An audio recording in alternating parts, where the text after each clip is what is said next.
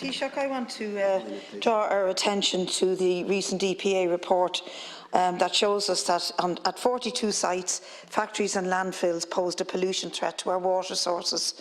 The Environmental Protection Agency has said that 5 of those sites have been put on a priority list for enforcement action after serious and repeated concerns were raised over discharges to local water sources. Of that 5, 4 of them are in the meat or dairy sector.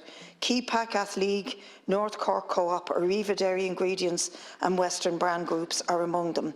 And the EPA has warned that the breaches by food and drink firms threatens the so-called clean, green image of the sector, which they say is crucial to its success. But I would argue that part of its success is the light touch regulation from this state, and that really we need to be coming down hard on the way that food and the quality of food is produced in this country, in the meat producing sector, in the dairy sector, and not just for the water quality reasons, but crucially also for the emissions that are going to harm our targets in reaching our CO2 reductions. Thank you, Deputy. Not quite national security related in this grouping, but it is national security if you don't have decent water. Okay.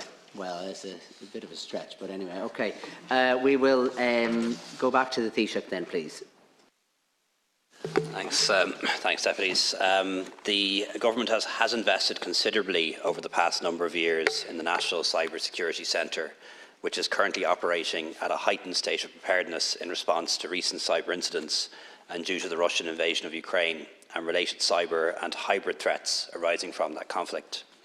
The NCSC monitors potential threats and is in ongoing contact with our counterparts in the European Union, UK and US and other countries to share information and to monitor the impacts from possible threats.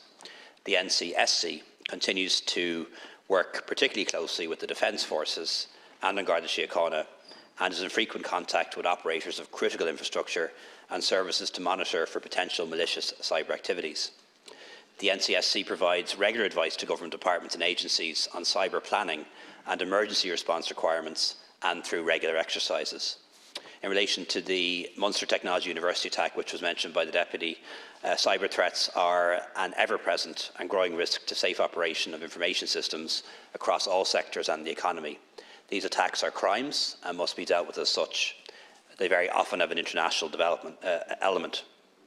MTU was subject to a cyber attack, and in conjunction with the NCSC and Garda Síochána, MTU have been working to identify the extent of the breach, its impacts, and to take actions to deal with the consequences.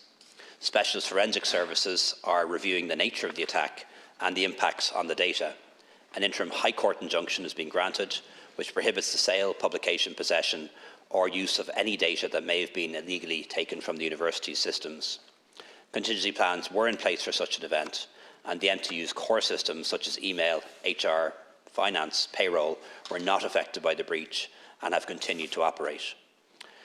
The cyber attack on the HSE shows that neutrality doesn't protect us from cyber attacks, nor does it protect us from hybrid warfare. I've spoken to a number of experts down the years about cyber attacks, and even the most sophisticated and well-resourced systems come under attack.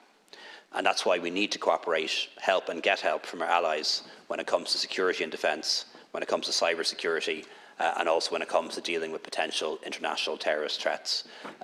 Deputy Smith's question is an important one, but unfortunately I don't have a briefing on it in this group of questions, but I'll come back to her by writing if that's okay.